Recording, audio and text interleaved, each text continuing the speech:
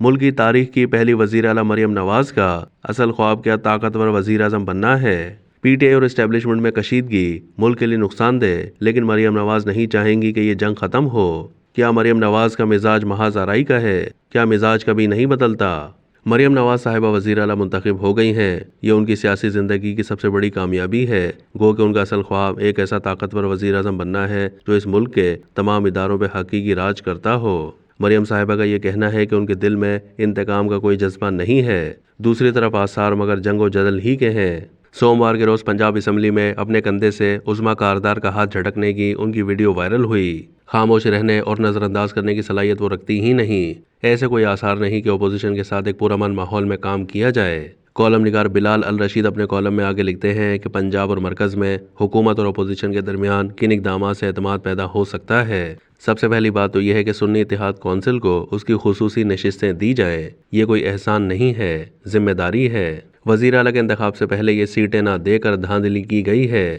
بظاہر اختیار اسپیکر کا ہے، لیکن در حقیقت معاملات مریم کے ہاتھ میں ہیں، جنہیں تحریک انصاف کے خلاف اسٹیبلشمنٹ کی تائید حاصل ہے۔ اس کے ساتھ ساتھ جن سیٹوں پر تحریک انصاف کا دعویٰ ہے کہ فارم 45 کے مطابق اس کے ساتھ دھاندلی ہوئی ہے، وہاں آئین اور قانون کے مطابق فیصلہ کیا جائے۔ کیسے کیا جائے؟ آئین اور قانون کے تحت فیصلہ۔ اتنی بہت سی سیٹوں سے ہار مان لیں، اس طرح تو وزیر اعلیٰ کا الیکشن ہی متنازع ہو جائے گا۔ حکومت کی ذمہ داری ہوتی ہے کہ اپوزیشن کے ساتھ اتنی تلخی پیدا نہ ہونے دی جائے کہ امور سلطنت چلانا مشکل ہو جائے۔ امور سلطنت چلانا اپوزیشن نہیں، حکومت کی ذمہ داری ہوتی ہے۔ مریم نواز اگر اپنے دعوے میں سچی ہیں کہ وہ انتقام نہیں لینا چاہتی تو تحریک انصاف پر نازل عتاب کو ہٹایا جائے۔ سب جانتے ہیں کہ عمران خان پر 200 کیسز کیسے قائم کیے گئے، خفیہ ویڈیوز اور آڈیو ٹیپنگ سے دستبردار ہوا جائے۔ ایسا ہوگا کبھی نہیں۔ اپنی زندگی کی بڑی کامیابیاں انہوں نے جنگ و جدل سے حاصل کی ہیں۔ جنرل فیض حمید کے خلاف بھی وہ برسر پیکار رہی ہیں اور جیت گئیں۔ نجی زندگی میں بھی وہ اپنی منوا کر چھوڑتی ہیں۔ یہی وجہ ہے کہ بھائیوں کے ہوتے ہوئے میاں محمد نواز شریف کی سیاسی وارث بن چکی ہیں۔ حمزہ شہباز کو بھی انہوں نے ان کی حدود میں رکھنے میں کامیابی حاصل کی۔ کیلبری فونڈ اور قطری خط سمیت کئی مواقع پر مریم نواز نے میاں صاحب کے لیے شدید مسائل بھی پیدا کیے۔ فارم 45 پر قانون کے مطابق چلا جائے تو بہت سی سیٹیں در حقیقت نون لیگ ہاری ہوئی ہے۔ پنجاب سے صحافی گرفتار کیے جا رہے ہیں۔ تحریک انصاف اور اسٹیبلشمنٹ میں کشیدگی ملک اور معیشت کے لیے نقصان دہ ہے، لیکن مریم نواز ہرگز نہیں چاہیں گی کہ یہ جنگ ختم ہو۔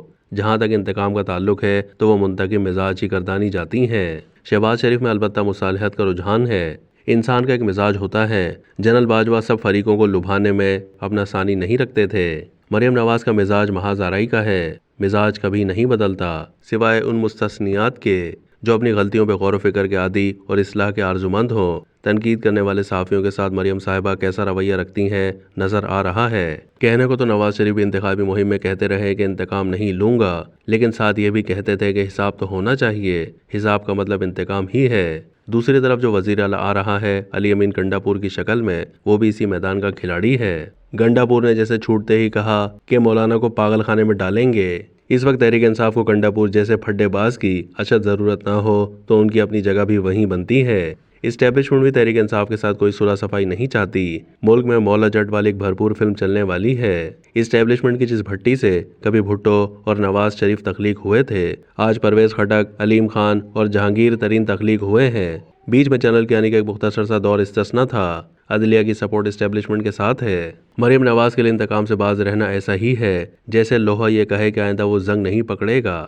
دشمن کو انسان مغلوب کرے تو دماغ میں کیمیکلز خارج ہوتے اور بڑی تسکین ملتی ہے۔ مریم صاحبہ نے قیمتوں کا نوٹس لیا۔ پرائس کنٹرول کمیٹیاں اہم ہیں، لیکن ملک میں مہنگائی تیل مہنگا ہونے کی وجہ سے ہے، اور تیل مہنگا ہے ڈالر مہنگا ہونے کی وجہ سے۔ ڈالر سیاسی عدم استحکام کی وجہ سے مہنگا ہوا۔ ملک کی سب سے بڑی سیاسی جماعت طاقتوروں کے عتاب کا شکار ہے۔ جیل میں پڑے سب سے مقبول لیڈر کو نکاح کرنے پر بھی سزا دے دی گئی۔ سیاسی عدم استحکام کے خاک ختم ہو۔ ڈالر کی اصل قیمت 200 سے کم ہے۔ خصوصی نشستیں نہ دے کر وزیر اعلیٰ اور وزیر اعظم کا الیکشن متنازع بنانے میں کون سی حکمت کار فرما ہے؟ کیا ملک اس طرح چلا کرتے ہیں؟ فارم 45 کا نام لیں تو لیگ لیڈروں کے تن بدن میں آگ لگ جاتی ہے۔